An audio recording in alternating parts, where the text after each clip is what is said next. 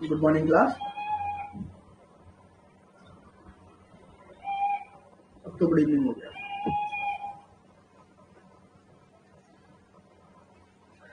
कल हमने क्लास थोड़ा बीच में छोड़ दी थी, कुछ काम आ गया था। आज क्लास को कंटिन्यू करते हैं। हमने कहाँ तक कंप्लीट कर लिया था?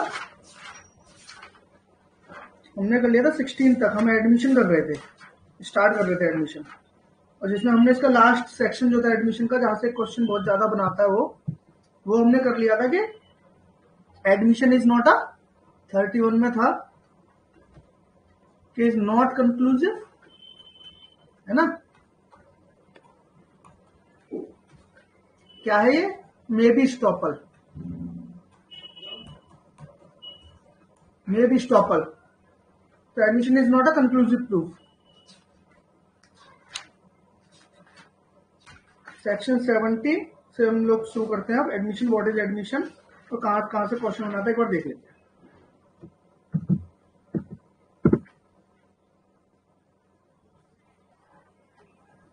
सेक्शन 17 देखते हैं एक बार हम लोग। यहाँ पे एडमिशन को डिफाइन कर रहा है। हमने पढ़ा था कि एडमिशन क्या है। एडमिशन एक स्टेटमेंट है। एडमिशन क्या है? एक स्टेटमेंट है। तो ये ओरल भी हो सकती है, डॉक्यूमेंट्री भी हो सकती है, और इलेक्ट्रॉनिक फॉर्म में भी हो सकती है। ठीक है ना। एक चीज तो ये पकड़ लो। मगर क्या हर स्टेटमेंट आपकी एडमिशन हो सकती है? नहीं, हर स्टेटमेंट एडमिशन नहीं हो सकती। उसके लिए एक कंडीशन और है, और इसमें आगे बता रहा है। ये कह रहा है which suggest any inference as to any fact in issue or relevant fact. ये बहुत इंपॉर्टेंट है। कह रहा है कोई स्टेटमेंट तभी एडमिशन होगी, कोई स्टेटमेंट तभी स्टेटमेंट होगी जो सजेस्ट करती है एक इन्फ्रेंस को,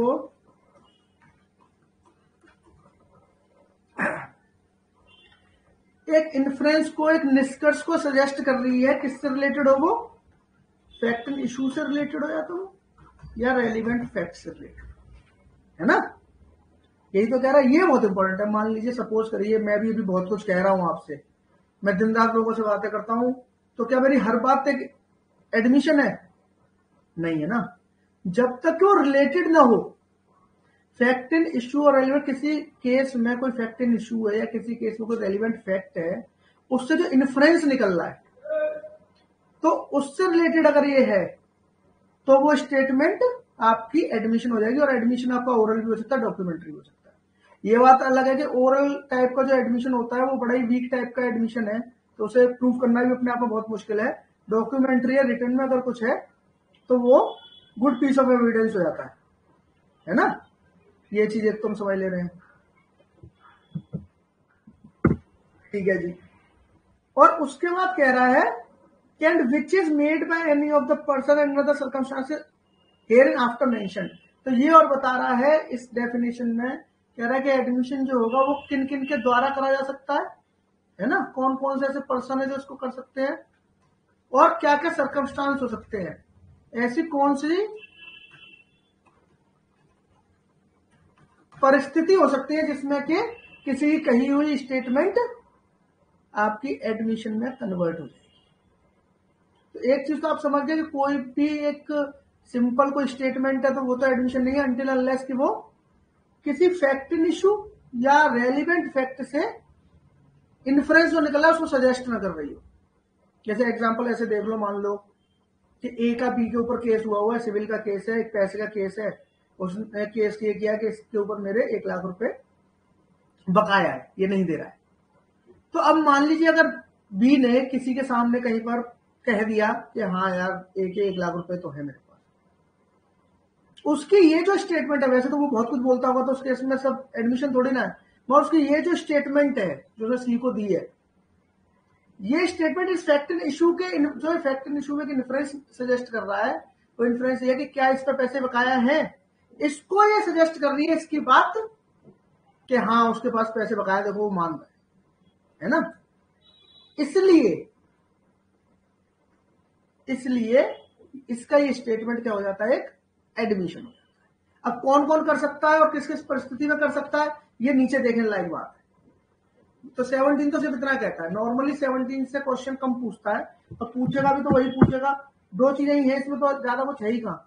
जो दो क्वेश्चन बनते हैं वो ये बनता है कि एक तो स्टेट जो आपकी वो है एडमिशन है वो कैसे कैसे हो सकता है, तो ओरल भी हो सकता है, रिटर्न भी हो सकता है, और इलेक्ट्रॉनिक में भी हो सकता है ना। इतना ही तो है। चलो अब इसके बाद देखते हैं कि कौन कौन लोग एडमिशन कर सकते हैं, और वो दिए आपका 18 में दिया है, 19 में दिया है, 20 में दिया है, इसमें परिस्थिति वगैरह भी बता दी। तो 18, 19, 20 में बताया है कौन कौन लोग एडमिशन कर सकते हैं। ठीक है जी।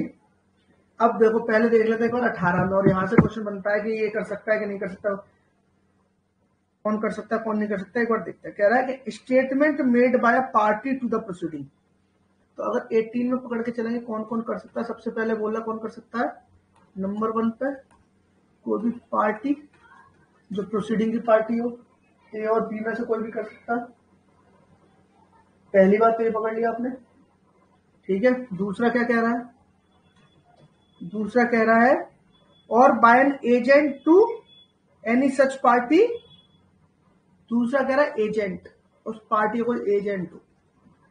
पहला तो पार्टी को जिनके बीच में डिस्प्यूट है, दूसरा कि उनके द्वारा अपॉइंटेड कोई, अगर मान लो पार्टी का कोई एजेंट है वो, मगर एक इसमें प्रोवाइजो भी लगा दिया उस एजेंट के लिए, whom the court regards under the circumstances of the case as expressly or impliedly authorized by him to make them।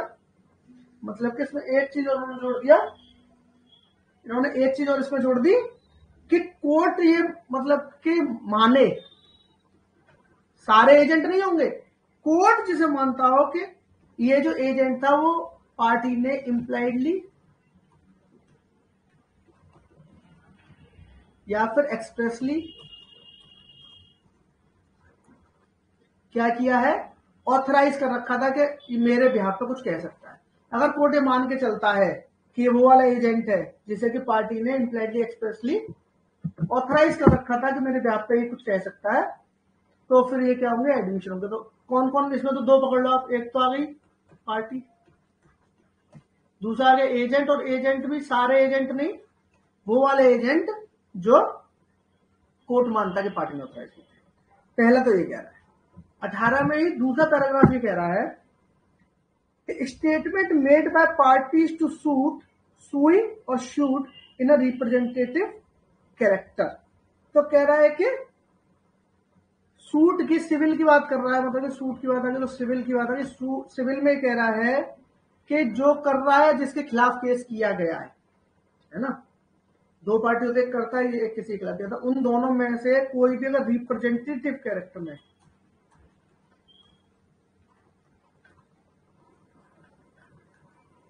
Representative character में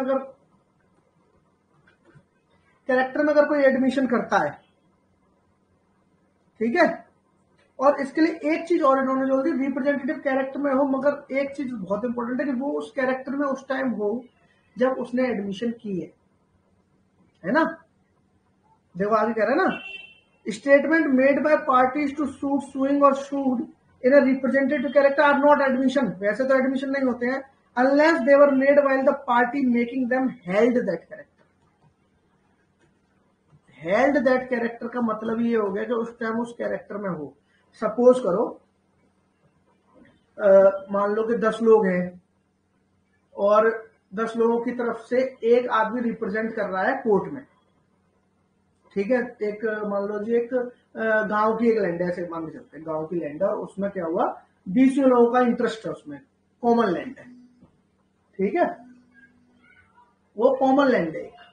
अब उसमें 20 लोगों के खिलाफ केस है, या 20 लोगों ने मिलकर केस किया है, और कोर्ट में क्योंकि 20 लोग तो सब अपनी अपनी बात रखेंगे तो बड़ा केओस हो जाएगा, तो उसमें एक आदमी या दो आदमियों को कि ठीक है जी ये हमारे रिप्रेजेंटेटिव हैं, ये लोग हमारी बात रखेंगे। अब वो दो लोग बात रख रहे हैं, तो उनकी एक तो पर्सनल कोई आइडेंटिटी है। अब मान लो कोई बात होती है गांव में, कोई बात हो रही है, वो अलग बात है, मगर मान लो कि कोर्ट में जब वो गए हियरिंग पे या कोई बात हुई सपोज करो, तो उन्होंने कोई वहां पर एडमिशन कर लिया,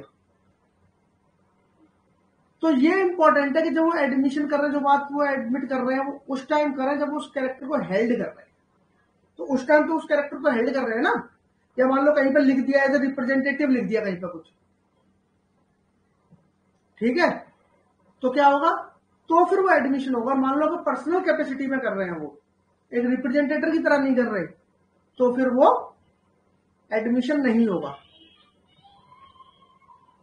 समझ में आई ये बात। नॉर्मली अगर किसी व्यक्ति ने मान ले कि कोई रिप्रेजेंटेटिव कैरेक्टर में किसी पे केस हुआ है या वो कर रहा है, और उसने अपनी पर्सनल कैपेसिटी में व्यक्तिगत उसमें अगर उसने कोई वो कर दिया, स्टेटमेंट कोई दे दी, तो वो तो एडमिशन नहीं है। मगर अगर वो उस टाइम जिस टाइम उसने वो स्टेटमेंट दी, वो कैरेक्टर को हेल्ड कर रहा है, उस टाइम अगर उसने कोई स्टेटमेंट दे दी, तो वो क्या हो जाएगी, मान लीजिए अपने लेटर पैड पे अपने उस पर साइन वाइन करके, और as a representative I am admitting that fact that this land is belong to this this this, पूरा उसने एडमिट कर लिया, तो फिर क्या होगा, तो वो एडमिशन हो जाएगा। नॉर्मली नहीं होता है।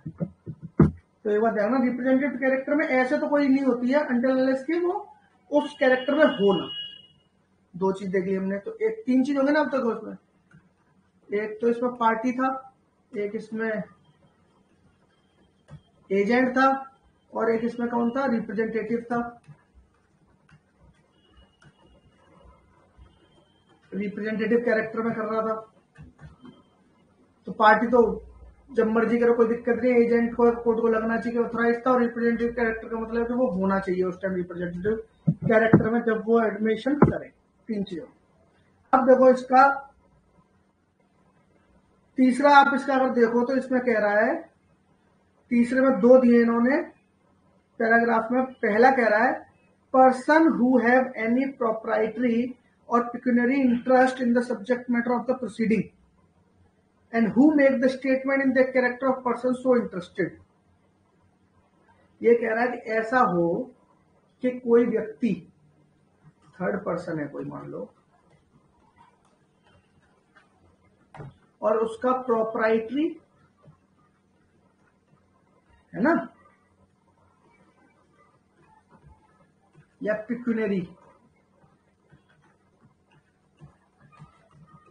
इंटरेस्ट उस सब्जेक्ट मैटर में हो जो कोर्ट में चल रहा है, and who make the statement in the character of the person so interested are admission. नीचे अगर आप जाओगे दूसरा वाला छोड़ दो, are admission if they are made during the continuance of the interest of the person making the statement. जो कह रहा है, ये कह रहा है पिक्यूनरी मतलब होता है आर्थिक रूप से ना, तो पैसे वैसे का आर्थिक रूप से। प्रॉपर्टी हो गया मतलब कि प्रॉपर्टी में जो आपका इंटरेस्ट होता है, अगर उसका ऐसा इंटरेस्ट है, मान लीजिए कोई एक सपोज करो एक लैंड है, और लैंड को लेके केस हो रखा है, सपोज करो केस हुआ ट्रस्टी पे, ऐसे मान के चलो एक लैंड के ट्रस्टी हैं, उनके ऊपर केस हुआ है ना, कि लैंड का मतलब कि यूज क्या होगा। अब इसमें मान लीजिए कि बेनिफिशियरी होता है, आप देखोगे एक बेनिफिशियरी होता है,